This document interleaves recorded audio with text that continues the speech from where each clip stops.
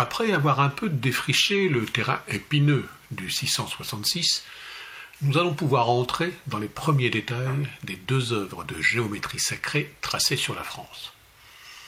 Cette étape préalable s'imposait pour au moins 3 raisons. Premièrement, les 2 œuvres de géométrie sacrée, inscrites virtuellement, ayant été tracées à grands coups de 666, beaucoup les auraient rejetées sans même prendre le temps de s'y intéresser d'un peu plus près. Ils seraient ainsi passés à côté d'interprétations beaucoup plus positives qu'ils ne pouvaient l'imaginer, et surtout à côté des secrets de la tradition éternelle. La seconde raison est que ça aurait fait plutôt mauvais genre d'associer les figures des saintes femmes de l'Évangile, Marie-Madeleine, celle du Christ et celle de quelques autres saints, à un nombre considéré comme le chiffre du diable.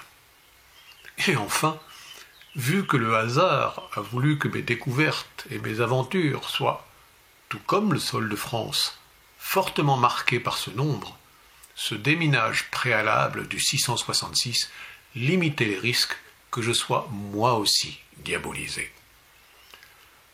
Nous pouvons donc maintenant voir comment ce 666 m'a mis sur la piste des 3 premiers sites de ces 2 œuvres dessinées sur la France et comment il m'a mis la puce à l'oreille.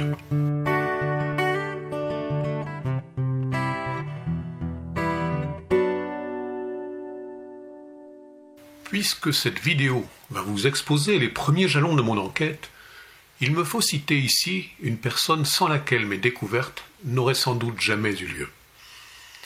Voici quelques années, lors d'une soirée passée à surfer sur YouTube, je suis tombé sur l'interview d'un auteur qui décrivait ce qui constituait à ses yeux une scène de crucifixion dessinée virtuellement sur la France. Le vent avait beau rendre l'audition inconfortable, quelques histoires de lieux et de reliques dont je ne connaissais rien m'avaient suffisamment intéressé sur le plan historique pour que je visionne cette vidéo jusqu'au bout. L'auteur d'un petit opuscule intitulé « Le Christ sur la France » y présentait son travail. Il s'agit de Michel Christian Soulier. Je vous mettrai les liens de sa vidéo et de son livre dans la description de la vidéo ci-dessous.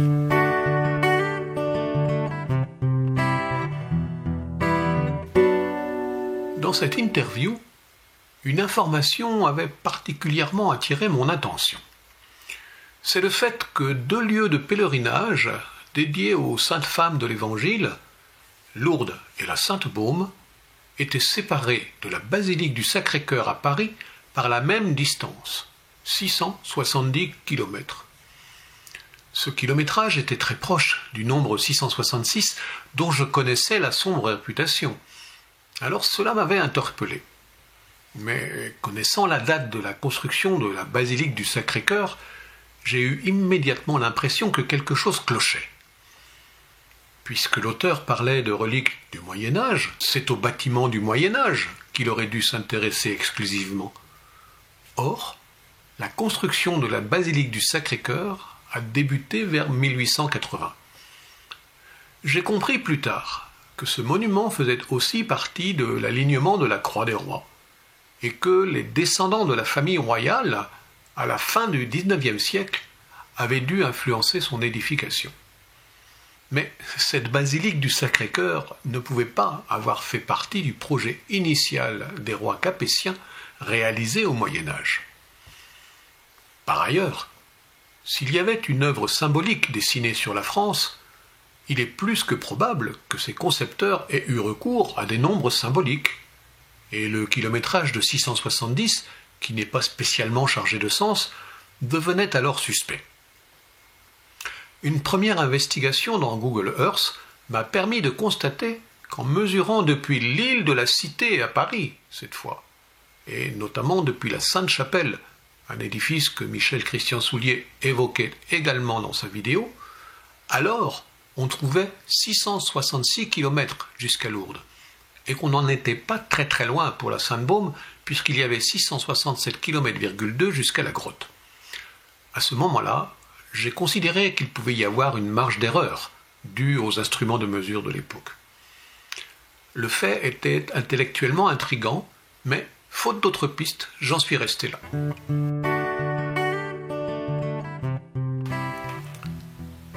Dans la seconde partie de la vidéo de Michel Christian Soulier, il dérivait dans des interprétations religieuses traditionnalistes et dans des calculs prophétiques d'une date de retour du Christ sur la terre.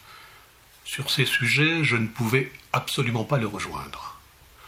Mon côté rationaliste était encore hermétique à ce genre de perspective, et sous le regard du psy et du criminologue, ces considérations relevaient plutôt du fantasme, voire même du délire religieux.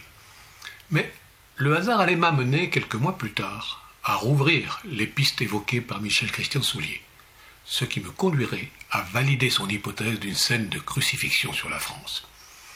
En approfondissant ces propositions, quelques nouveaux détails me sont apparus, grâce auxquels j'ai découvert la seconde croix tracée sur la France. De fil en aiguille, j'ai repéré les autres symboles dont cette seconde croix était entourée. M. Soulier avait vu juste quant à l'alignement de l'axe vertical de la croix des rois, mais pas sur sa longueur.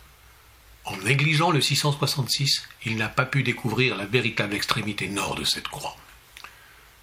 Il avait également vu juste quant au site représentant le pied de cette croix, mais en ne prolongeant pas l'alignement au-delà de sa première impression, il n'a pas pu accéder à la totalité de cet axe, et donc à son sens profond, qui est initiatique plutôt que prophétique. À ce propos, même si nous allons maintenant aborder des thèmes qui appartiennent à la culture chrétienne, ce que je vais vous révéler dépasse en fait le domaine religieux. Il y a déjà la simple curiosité historique, puis l'intérêt intellectuel et culturel que peut susciter la connaissance de ces deux œuvres de géométrie sacrée inscrites sur la France, mais il y a surtout les sens qu'on pourra attribuer aux symboles dont elles sont porteuses. Ceci offre plusieurs niveaux de lecture, dont certains outrepassent largement ceux proposés par la religion.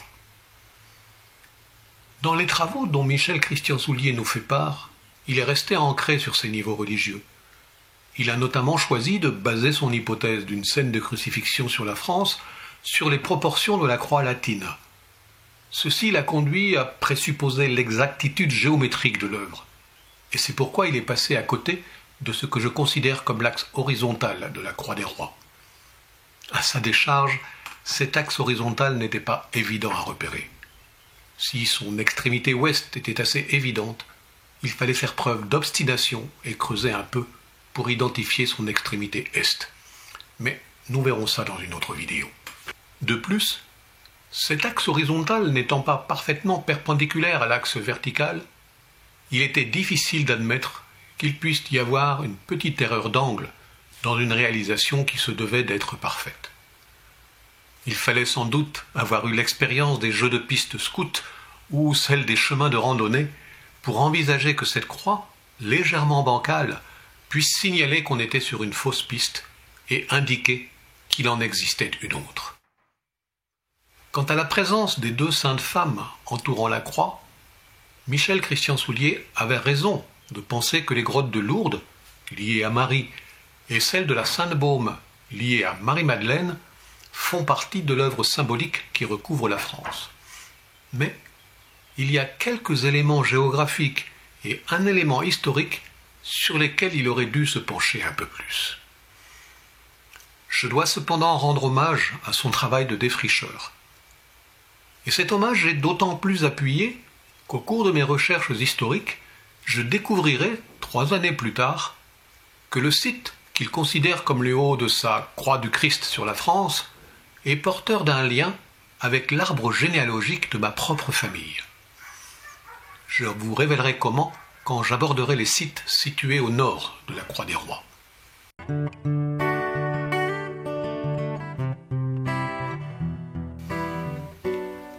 C'est grâce à ces 2 sites consacrés aux saintes femmes de l'Évangile que mon intuition a été activée. Aussi convient-il de rendre honneur aux dames en me penchant sur les lieux qui leur sont dédiés.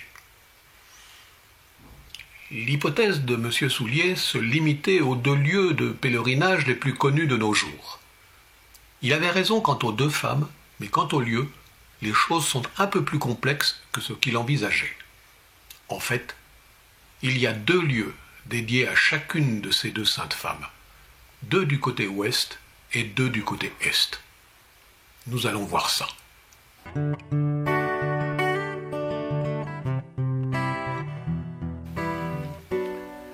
Le premier élément sur lequel M. Soulier aurait dû se pencher un peu plus est d'ordre historique. En effet, la grotte de Lourdes n'est devenue un sanctuaire marial qu'après les apparitions de la Vierge à Bernadette Soubirous en 1858. Ce site n'était donc pas un lieu de pèlerinage avant cette date. Néanmoins, à quelques kilomètres de là, se trouve un autre lieu de pèlerinage marial, et celui-là est en activité depuis le début du XIIIe siècle. Cela correspond justement à la période durant laquelle les 2 œuvres de géométrie sacrée ont été dessinées sur la France. Ce lieu-là, c'est Bétharram, situé aujourd'hui dans la commune de l'Estel-Bétharram. Je vous épargne les légendes qui ont fait de ce lieu un important lieu de pèlerinage durant quelques siècles. Mais si je vous en parle, c'est que ce site est lui aussi distant de 666 km de l'île de la Cité à Paris, tout comme le site de Lourdes. Bizarre, non? De l'autre côté, à l'est, il y a également, non loin de la grotte de la Sainte-Baume, un autre lieu de pèlerinage à Marie-Madeleine. Il s'agit de Saint-Maximin-la-Sainte-Baume. À cet endroit, à la fin du XIIIe siècle, Charles II d'Anjou a prétendu avoir découvert le sarcophage et les reliques de Marie-Madeleine.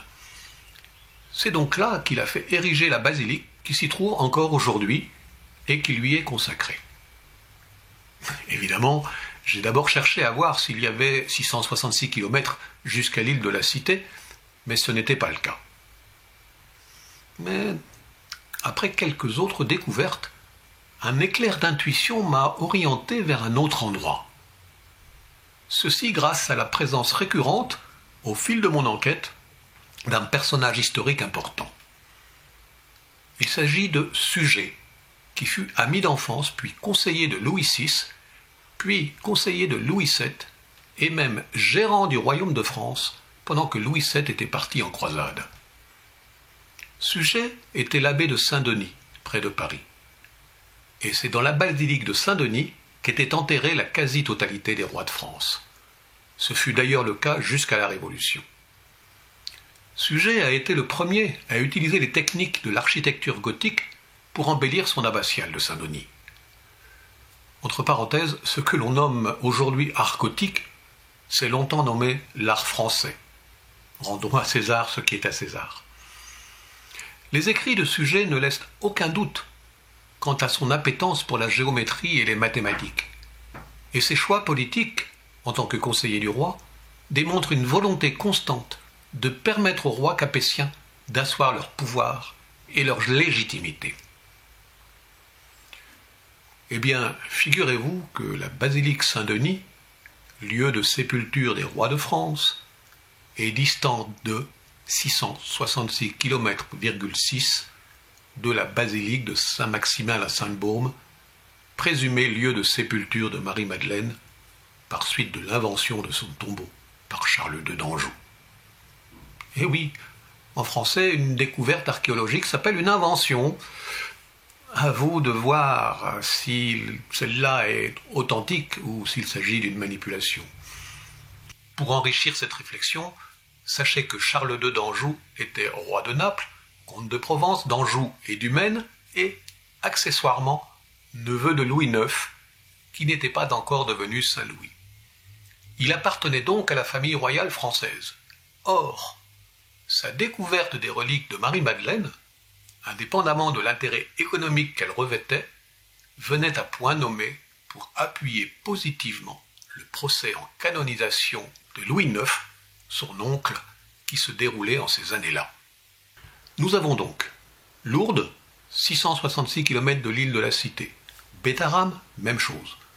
Saint-Maximin-la-Sainte-Baume, 666,6 km de la basilique Saint-Denis.